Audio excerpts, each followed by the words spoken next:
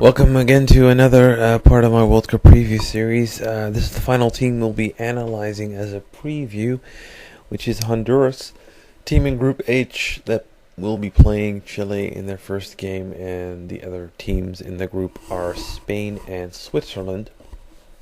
Honduras, of course, qualified from the CONCACAF region as the third team behind USA and Mexico, ahead of Costa Rica, that eventually didn't make it after losing in a playoff against Uruguay.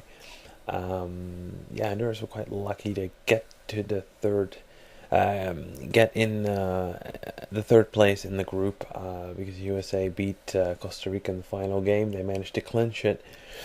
It's special for them to be here. Who knows? I mean, Costa Rica has surprised people in the past. It was considered a small team, but actually, I thought in the last World Cup they made a decent impression. They didn't make it to the second round, but they made a decent impression nevertheless. And in 1990, of course, they did make it to the second round. And in 2006, of course, we had Trinidad and Tobago, who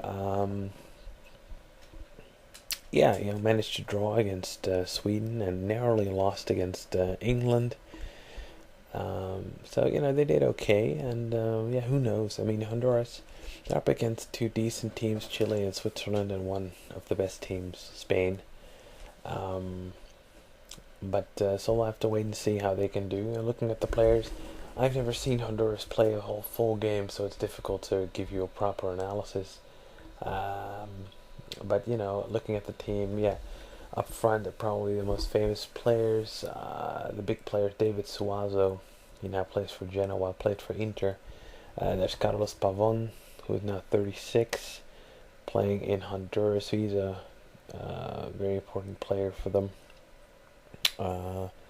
There's the Palacios brothers, Wilson Palacios, the biggest name of them.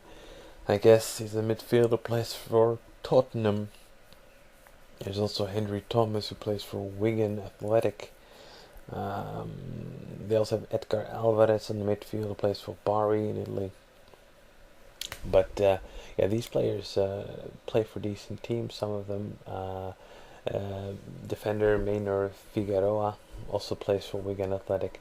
But these teams usually don't. These players don't really play a lot for their team. They managed to get a contract, but they're not really the main players there. There are two guys who play in China,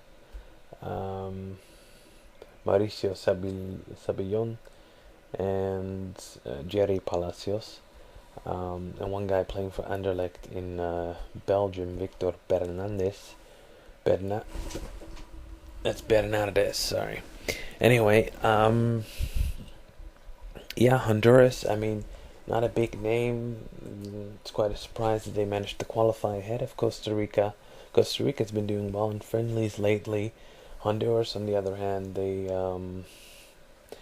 looking at the recent friendlies, lost to Venezuela, drew 2-2 against Belarus, drew 0-0 against Azerbaijan, and lost 3-0 against Romania. Now, to compare, Belarus and Azerbaijan are usually teams that end up 4th or 5th in groups of 7 in the European qualifying group. They're really relatively small teams, and they managed to draw against both these teams, and then Romania, who came in 4th in their qualifying group, beat them 3-0. So that doesn't really spell a lot of good for Honduras. Would be nice if they can be a tropical surprise, if they can, surprise people and maybe challenge or win a game or challenge for the second place. But it doesn't seem likely. If you want to know what I think will happen in the game, you can check out the final prediction video. But, Honduras probably is going to play defensively in every game. They're just going to wait and just going to hope for the counterattack. But apart from the players I just mentioned who play for some decent teams, but most of them don't really play a whole lot. The rest of the squad plays in Honduras. Now, the Honduran league can't be a major league in the world unless I've missed something lately. So the level of play should be limited there. But yeah, we'll have to wait and see. It's a very unknown team for me as well, so it would be surprised if they would do very well. I'm guessing they will come in fourth, but yeah, we'll see what happens. Anyway, that's it for me analyzing Honduras. Thank you.